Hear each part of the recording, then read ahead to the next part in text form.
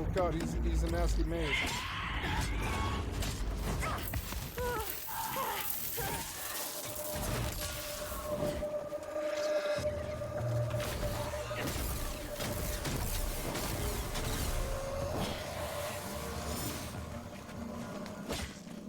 That's calculated.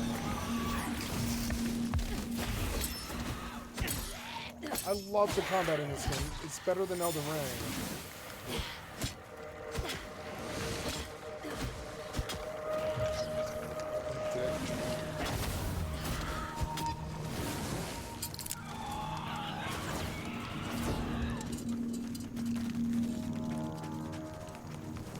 Fucking spider better run.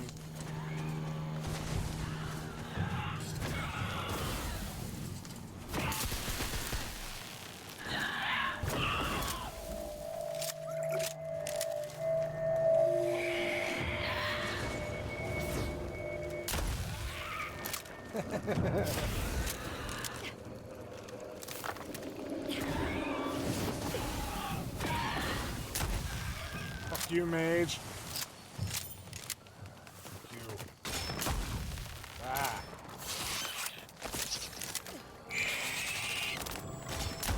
God damn it, Kate. You keep distracting it. And he steps to the side. Right in his stupid belly.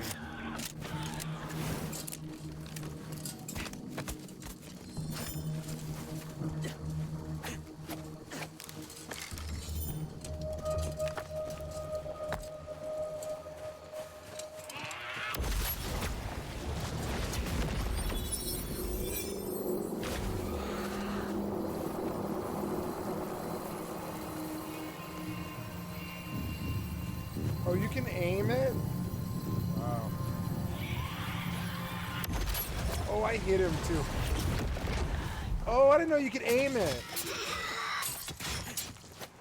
Stab you to death, mage. Fuck you. I like the combat so much more than Mortal. Why can't Mortal have good combat like this? It's not that hard to make good combat. Dumb.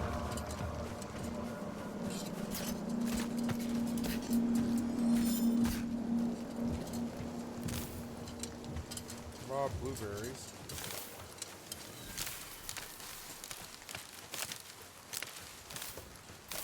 That one's marijuana. Look, it's marijuana. I know marijuana when I see it. It's marijuana. I love this game. Look how beautiful it is.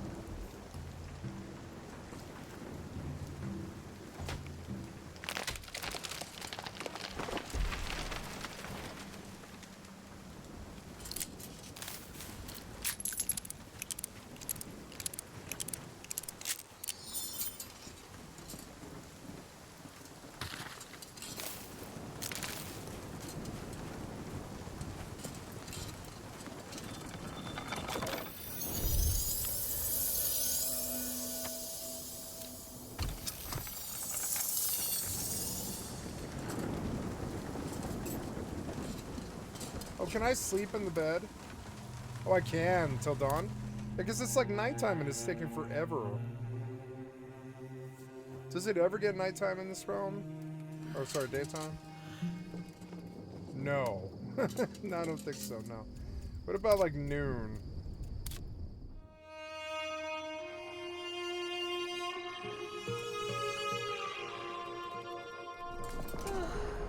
No. No, not at all. Oh, well, at least there's a little bit more light, I guess. I don't know.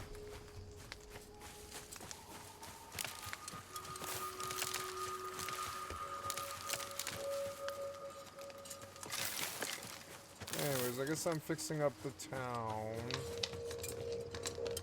But she did the simple smelter, which is good.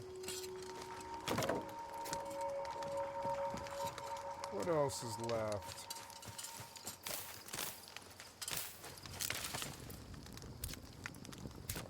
Ah, simple cooking station.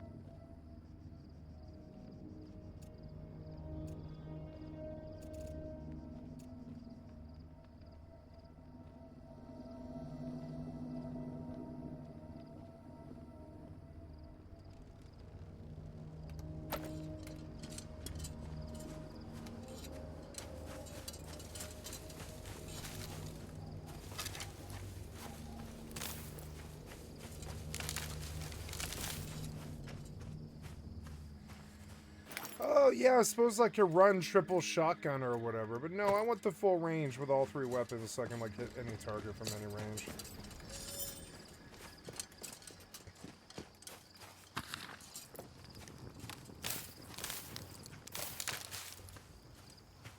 So we help this lady, and now we'll be able to recruit her, I think.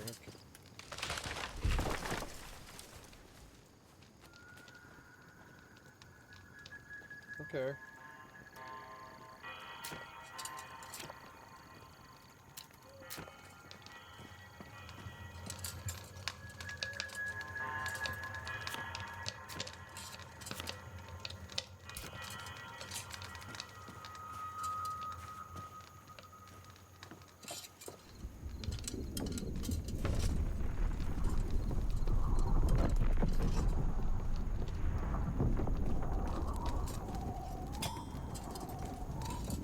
Ooh, soft spot.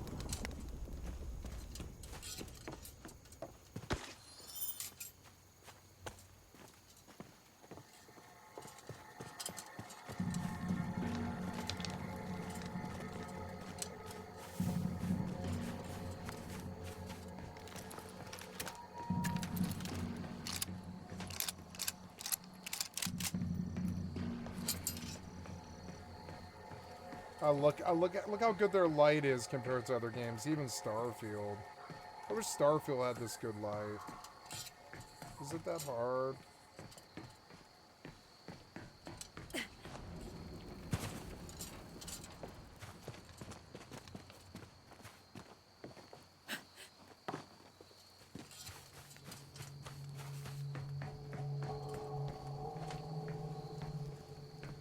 It's an odd way to build a house.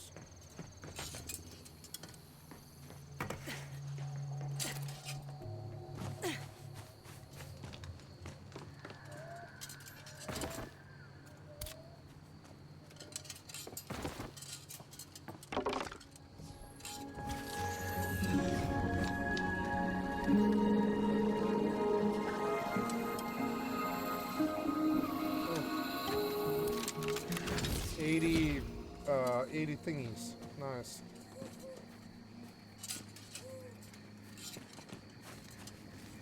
Recruitable. Alfred. Your name is Alfred.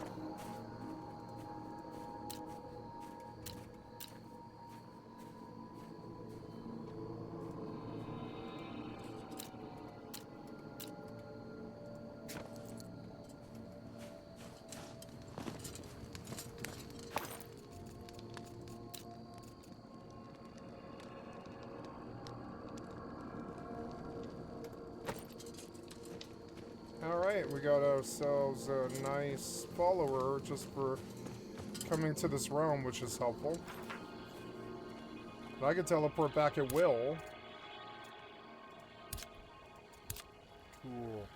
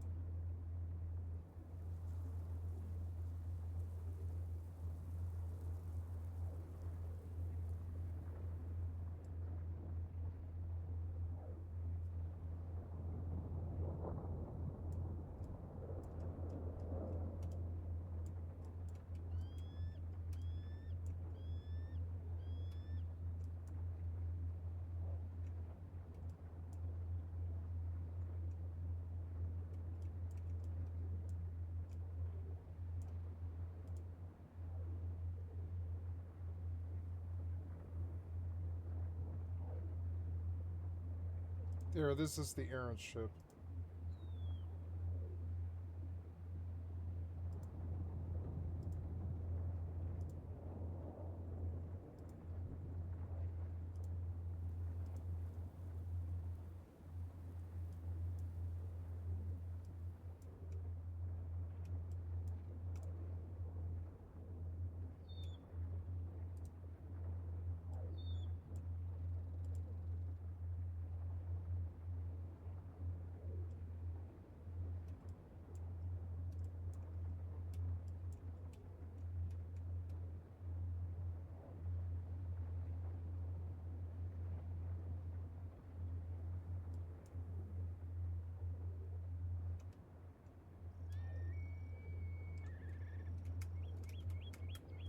Cool, I love this huge ship. There's like more fleet here. There's like 5 dudes on this ship, crew women. Gunnery control. Navigation console.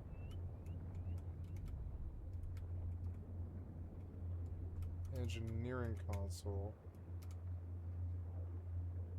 Huh.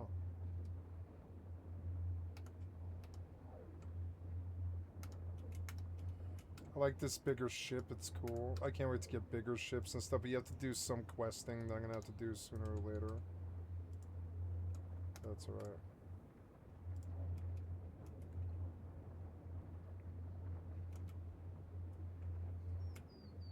Cool.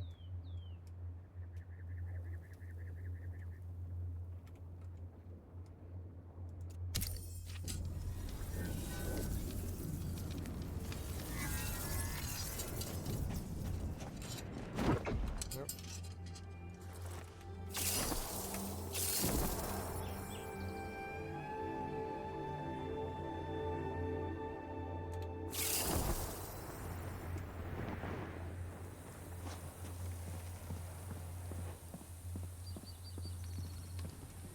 Could just make a door out a different way. Anyways, I don't want a song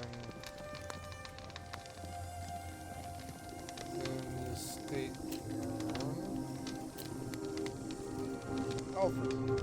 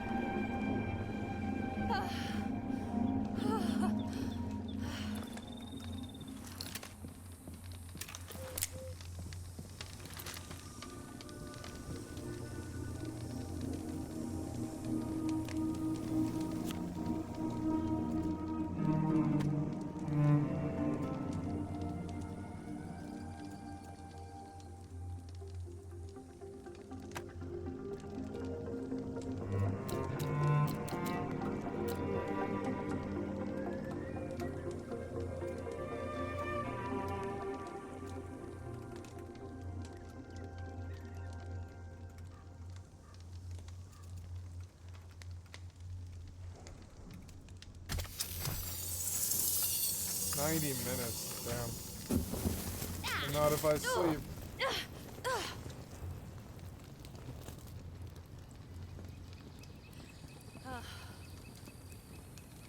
No, Champion's really good. It actually feels right. Sometimes I want to bump it, but I know it just means that they're bullet sponge, that's all. I have to pee and go put fries in the cooker. Gonna charge my headphones while I put fries in the cooker and go piss. I'll be right back. Sound over the speakers for a little while.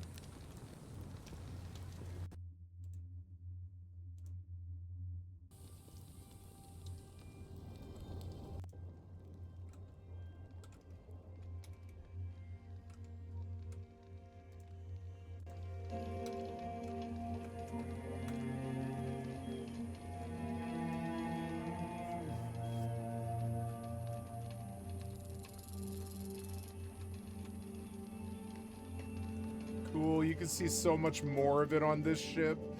I wonder if there's gonna be really epic windows in like the other ships and stuff. I love X4.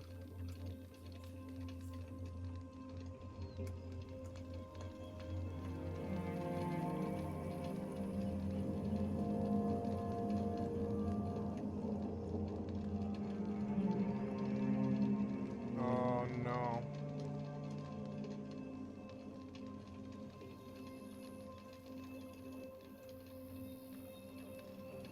Am I going to die?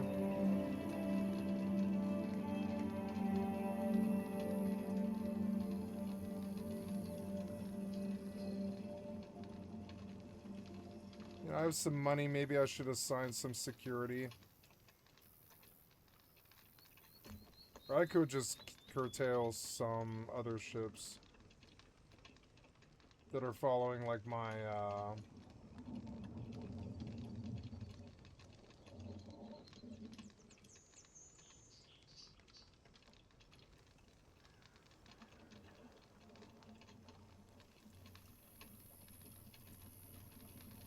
I'm gonna remove all orders and then give those to me. I'm getting better at X4.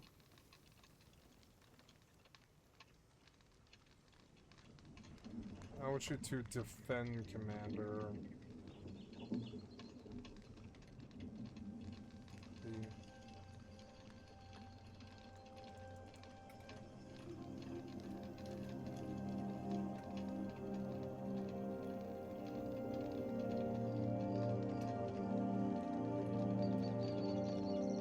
Wow, you can, like, see on the Dreadis what's actually happening.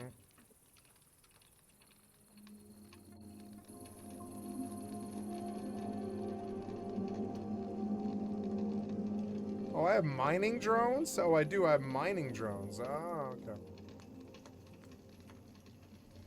So here's the ship that's attacking my ship. I kind of want to mess with the sound. Sound's on, but it's muted on this, I think.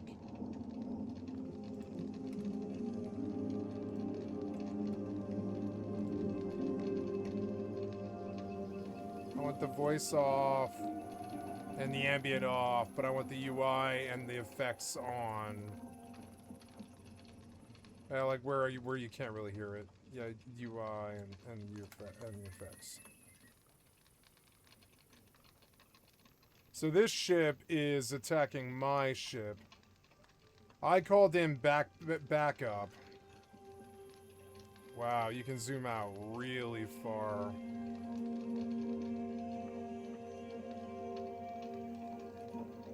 So there he is. He's attacking my ship, which is there. I love the sandbox of X4. It's so much better than Kenshi, because there's so many crazy things that could happen. And like, and the game plays itself. It really does.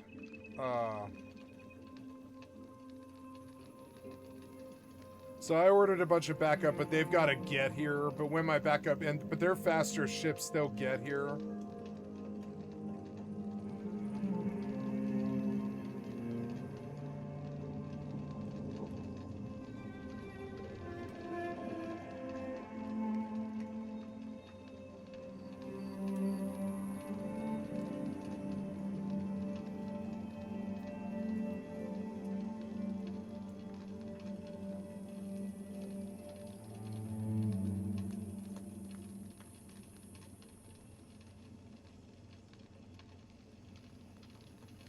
So my fleet beta group is an 18 billion. I want to see them.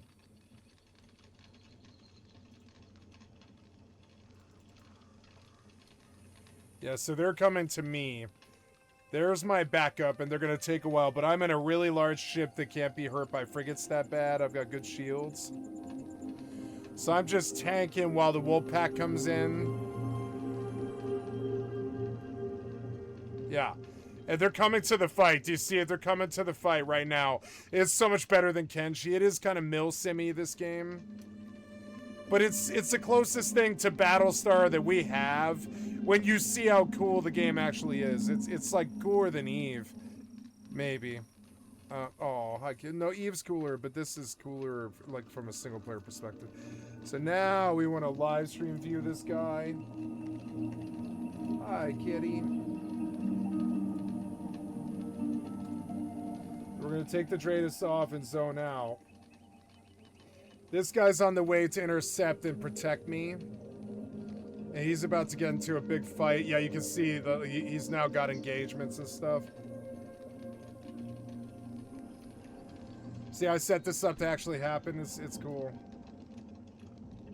I should do a big save. Sort by time. Yeah, we'll do older ones.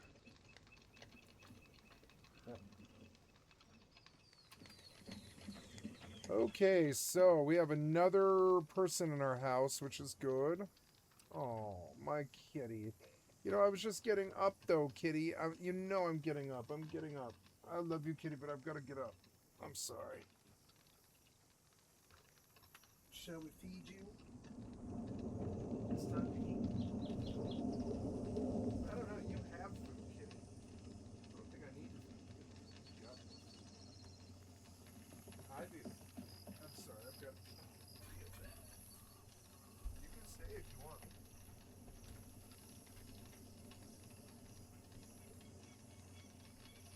You're such a sweet little kitty.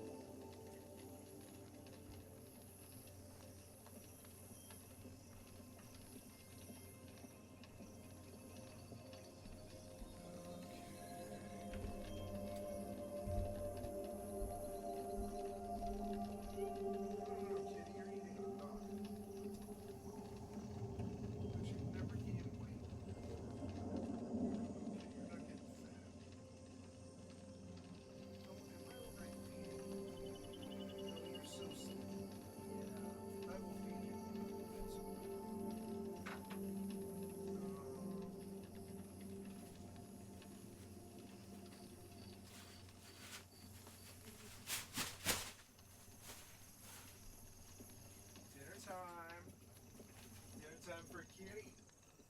Yes, that time for kitty.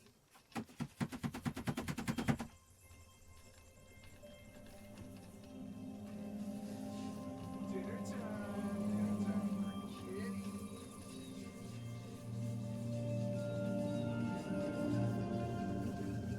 Dinner time for kitty. Dinner time. Dinner time for kitty.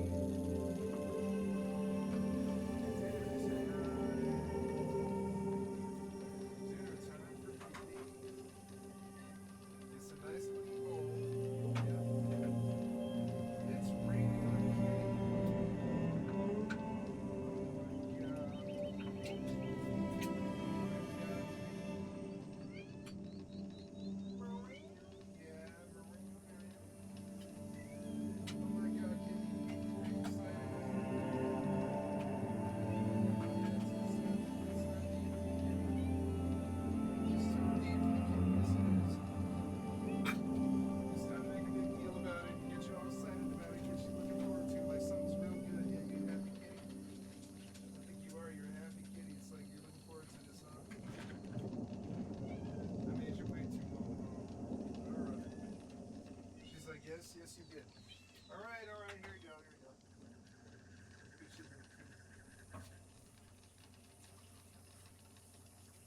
Yeah, some nice fresh food, right?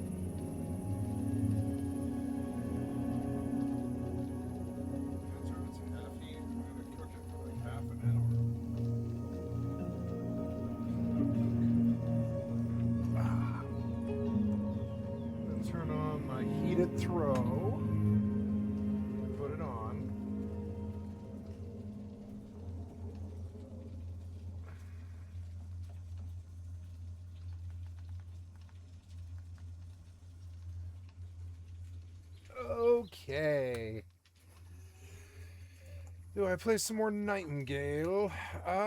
No. I think I've done enough for this session. I believe I'm good here. Is there anything else I need to do? Yeah, I'm completely full of stuff. So we go and drop equivalent stuff. Over to the other side, maybe. Equivalent stuff. Desktop audio is coming through double because it's on default. Yeah, so I guess we can just mute it so it's not coming through double. Sorry.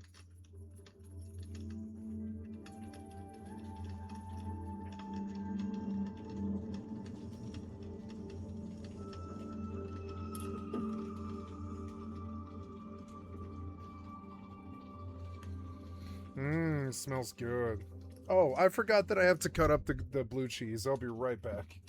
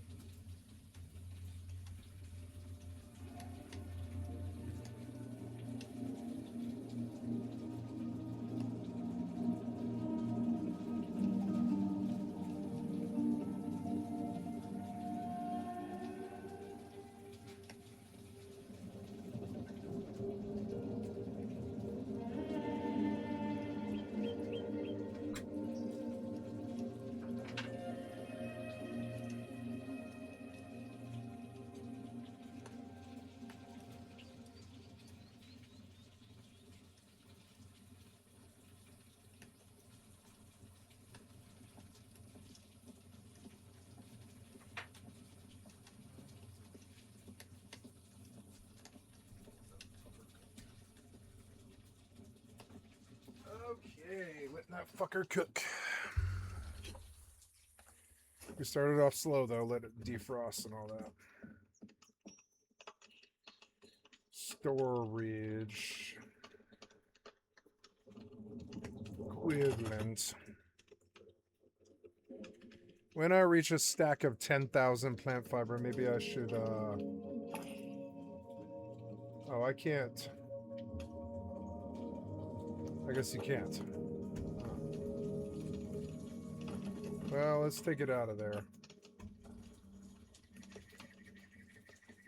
Put all of it in there. Oops, put all of it in there. But give me, oops. That, and that. Blue cheese starting to smell good.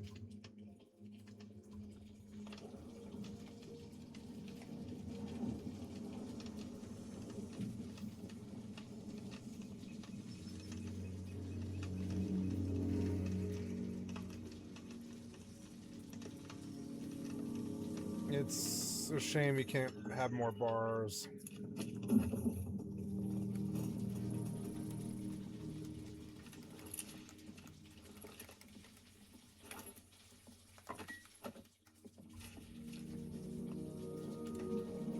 I have 250 tier 2 essence. Nice.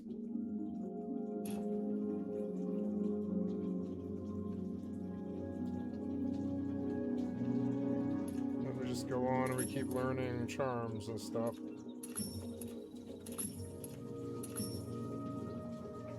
That was everything in the magic chart.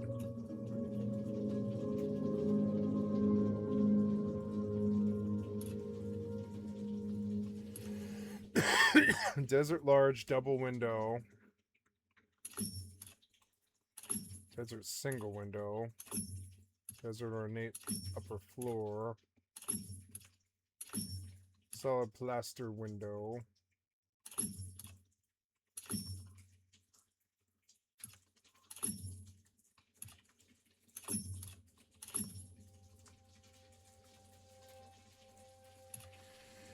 Desert stone archway, ornate pillar, plaster archway, desert Doric pillar,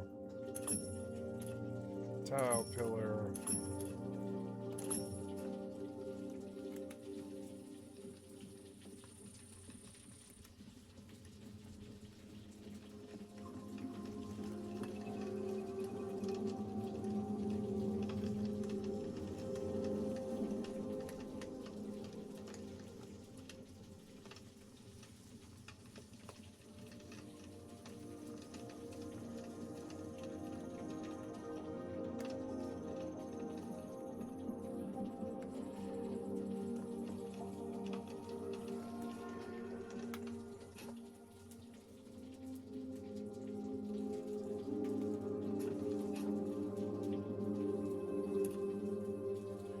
I'm going to play some Enshrouded, but first I will watch a video.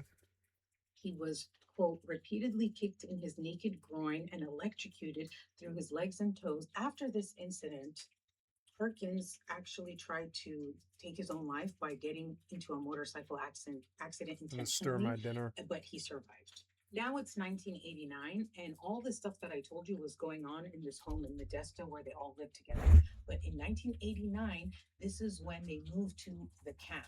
The camp is where there were these trailers that they all lived in, but then there was one home where Gerald and Jennifer and the kids and stuff lived in. It was during this move to the camp that Perkins ended up leaving. Perkins ends up going home, and when he goes home, his family is shocked at the way he looks. In the 2 years that Perkins was in this cult, he had only seen his family like 2 or 3 times. When his family saw him, they were shocked because he was this happy-go-lucky guy when he left. 350 pounds, 6'5". He showed up way skinnier. He had lost 125 pounds. He wasn't happy go lucky. He was withdrawn, nervous, just like Ricky was. And also, he had developed this intense claustrophobia. And so they were like, what happened? And he wouldn't tell them. He didn't just develop claustrophobia, he kind of was like agoraphobic too. He wouldn't leave the house, he wouldn't answer the phone. Like, agoraphobia, by the way, is like when you're afraid of people or like going outside. So it's like he just developed all these phobias and was a totally different person. Then they noticed that he had these insane wounds on his feet, not just his toes wounded and infected, but also these like shackle marks that seem to have been wounds that were constantly being reopened and never had a chance to heal. So just a few days after he arrived at home, his family had him hospitalized. And then they discovered at the hospital more wounds, like he had this huge bruise on his chest. While Perkins was at the hospital, he actually asked to be transferred to the psychiatric unit, and he said that he was afraid he was going to harm his parents or others. Meanwhile, right, the rest of the group and the cult, they're now at this camp, and there's a new person who's about to join them, and that is Jason LaMarche. Jason LaMarche participated in the murders, and he had only met everyone just 2 months before the murders. So it took only 2 months for him to get indoctrinated to do all the shit that went down. LaMarche says that when he first met Gerald and the rest of the crew, Gerald showed him his weapons and he had like over 30 firearms. LaMarche was convinced to join, and he ended up doing that bloodletting fingerprint ritual, and he was officially part of the Order of the Lion. LaMarche moves into a trailer on the property, on the camp, and he also has this girlfriend. Okay, this is Michelle Missy Evans, the snitch in the beginning that I told you about, but we'll talk about her a little bit more later. Now it's January 6th, 1990. The murder is going to happen in a few months. Remember, it happened May 20th, 21st, 1990. And Jennifer gets beaten so brutally by Gerald while she's pregnant that she starts to bleed, in between her legs. Jennifer ends up fleeing on foot, barefoot actually, without a jacket. Apparently it was cold. It's January, right? And so she just goes to this women's shelter, and she stayed there for 4 days, but she said that she returned and moved back in with him. Now, keep in mind, it doesn't say whether or not she had her kids with her. I'm wondering if she went back because her kids were there, because if she fled without this jacket and shoes, maybe she didn't have her kids with her either. This same month is when a guy called Frank Raper joins the group. Okay, what a crazy ass last name.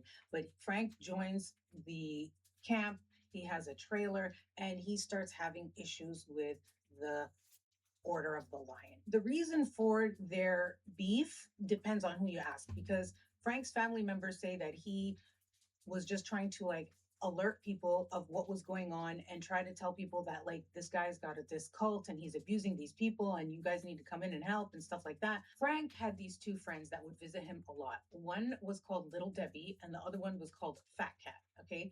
And they say that he would sell drugs and that there were these syringes that would be all around, and that some of the kids that were in the camp would find them. And Michelle, actually, Missy, she said that Frank was a problem and stealing from the different members, stealing power, like bullying some of the elderly people, and that Gerald was like looking out for people in the camp because yes, he was abusive and he did all these things, but at the same time, he was like a father figure. And so if there was some type of problem going around, like it was up to him to fix it and set it straight and look out for the people at the camp. So I don't know who you believe, if that was really going on or not. It gets to the point where Gerald is basically telling Frank, like, you need to get off the property, like, you need to leave. And they say that Frank didn't want to leave. And it ends up turning into this thing where the other members like LaMarche and Beck and the others, they basically hook up Frank's trailer and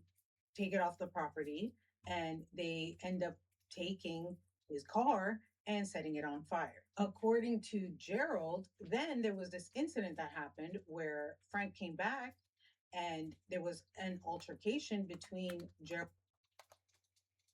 Let's take a look at No Rest for the Wicked.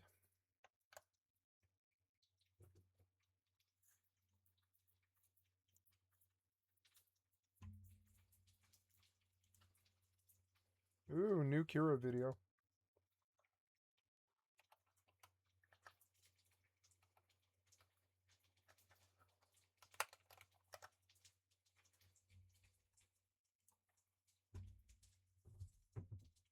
What are you doing, kitty?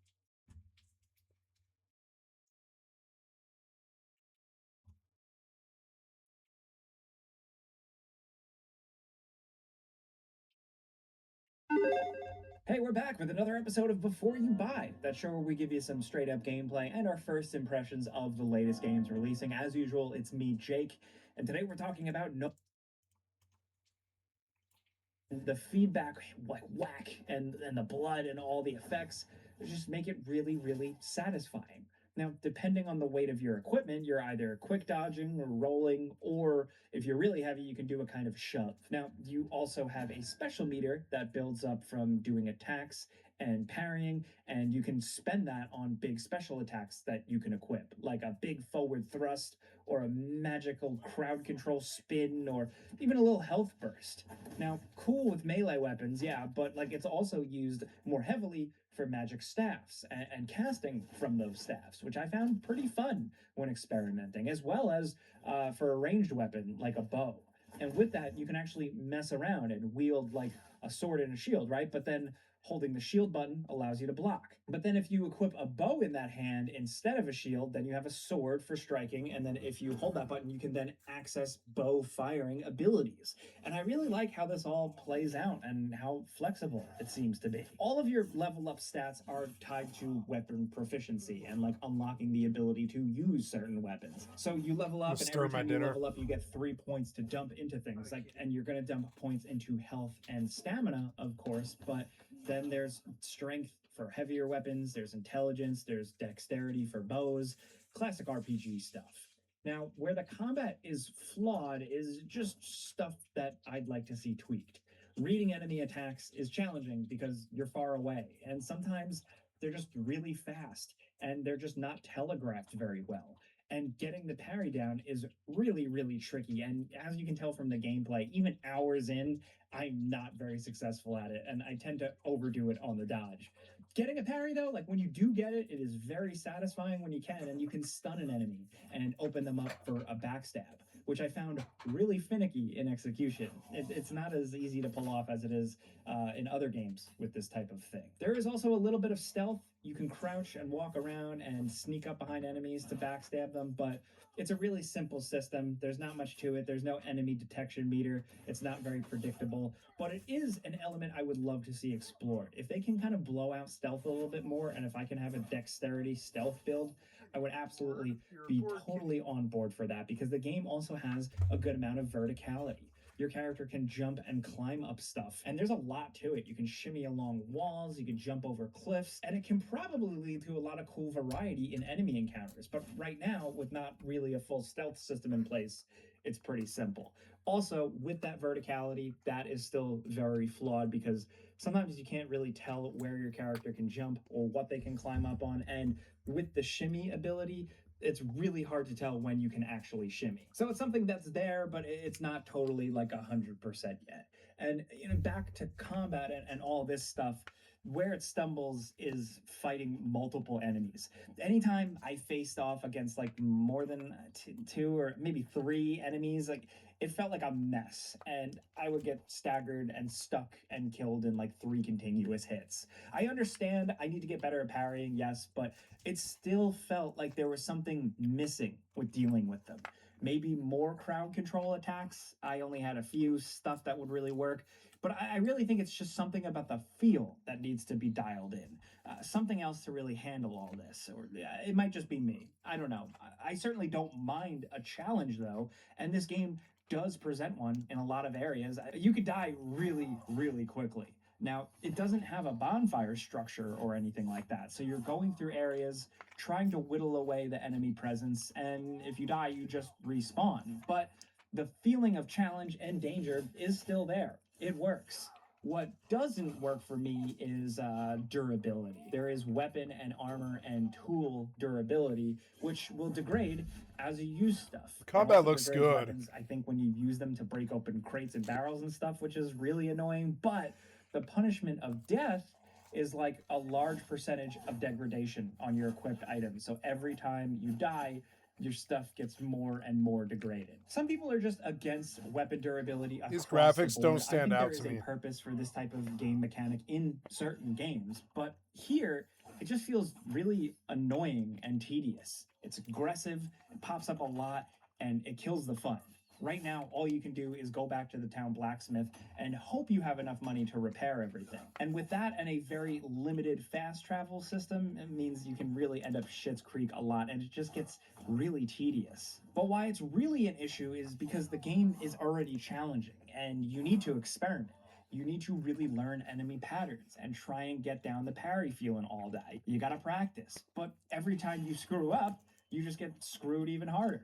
And I mean, the same goes for bosses. People love a hard, aggressive boss and how you have to repeat them endlessly to study and learn them. Because there is that satisfaction you can get at the end of the line for like really mastering a boss battle. No, but thank here, I mean, like your stuff is just endlessly falling apart. So the stakes are higher, but they also just end up being more tedious and annoying than just a brutal challenge for the fun of it. Now, I know some people will tell me to stop crying and to just get good at the game, but here it just feels like another balancing, tweaking early access. I Because agree. the game needs a lot of this in other areas as well. Weight balancing for equipment loads seems kind of off. In my experience, you're either equipping heavy stuff or absolute dog shit loot if you want a lighter build. Like there's not really a lot of nuance to it yet, at least not as much as it obviously needs. The healing system needs work. It's centered around farming resources like food ingredients to craft food to eat in battle, but the way it's balanced right now is a bit tedious, and most recipes require, weirdly enough, one specific like herb type that it just feels like you never have enough of. Plus, with all this, repairing, crafting, getting food for healing, the world doesn't reset when you hit a bonfire. Like I said, it's not that type of game. Areas are cleared out for a while. You have to keep playing and like wait for a fog of war to roll in as you progress elsewhere or mess around somewhere else for a little bit in order for that area to restore some enemy types and some new treasure chests and stuff. It's a great idea in theory because like you go back and stuff is different, and I actually really learned to love that. But when you need to farm and when you need stuff and all your equipment is broken or you have no healing items and you need money to craft shit or buy ingredients, it doesn't feel right. It feels off, specifically because it just gets in the way of you playing and having fun. Also, lots of small things too, like no gear and item stats comparison. Like the menus need a bit more. You get positive and negative numbers for comparison when you're looking at loot, but I'd like a regular old full comparison screen, and I couldn't find one. Also, the quest guide is a bit bare bones, and I'd love a bit more info other than vague descriptions and a bit more organization to it all. Also, no key bindings yet, and that is definitely going to be needed, so be aware of that if you're jumping in now. Now, I'm not doing that. I'm not jumping into a game that doesn't have keybinds. I went looking for something crazy like that. I just didn't expect to hear it, and then I did. Gerald and Frank, that resulted in Gerald making a citizen's arrest, and the police were called, and police, I guess, are legally bound. I don't know if that's the right word, but they have to like take the citizen's arrest at first, and then like later on figure it out. So they ended up based on Gerald's word, which is that Frank came and destroyed his fence and was threatening him and had a knife, and that's why he did the citizen's arrest. They had to take him and put him in jail. He gets released soon after, and the officer said that Frank actually said that he was glad he got released because he's going to go back and harass Gerald again. Gerald said that Frank showed up with a knife, and in front of his wife and kids, Jennifer and the kids, he told Gerald, I'm going to kill you. Gerald also says that Frank would come back and stare at him and give him, quote, the evil eye and just stand there and look for like a long time, just giving him the craziest look, and that he felt threatened by that. Other people say that the real beef was that Frank was getting other members to, quote, defect and leave, and that's what really pissed Gerald off. So now it's April 20th, 1990, a month before the massacre. And this is when Gerald starts to hear that Frank has these biker friends, and he told his biker friends about what they did to him and that they're like looking to come back and like get him. In response to this, he increases the patrols that he had, the armed patrols. So he had the members, they were dressing in their military fatigues and stuff. And so now there's like more of them, and they're patrolling more often because they think that this like biker gang is out to get them. Now it is the beginning of May. This is the month where it all goes down. And Willie, who was this member, remember the member who met Gerald at the same time that Beck met Gerald, but then he left for that trade school. And then when he came back, he was like, Beck and Gerald were best friends. Religion, politics were dumb people.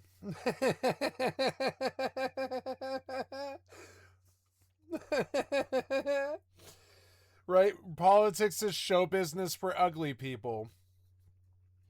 Religion is politics for dumb people. Okay, I'm kidding. No, some really smart people are spiritual. Left the group. I'm just, being funny. February of 1988. And he didn't even live on the camp or anything. But then he gets this call from Gerald, May 1990. And That was a good meal. Willie decides to respond. Trader Joe's makes some badass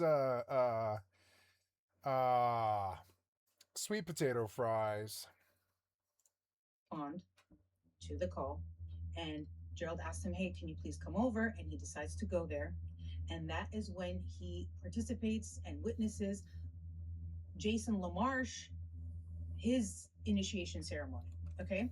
So he's like, okay, cool. And that is also when Gerald tells him, like, basically, hey, I need some help. Frank guy is out to get me and his biker people, whatever. Like, he sort of reels him back into the group. And so now, even though he had kind of escaped, he's now back in the clutches, and he is going to end up participating in these murders. In the weeks leading up to the murder, the group started to purchase and acquire more weapons, because like they had a ton of guns, right?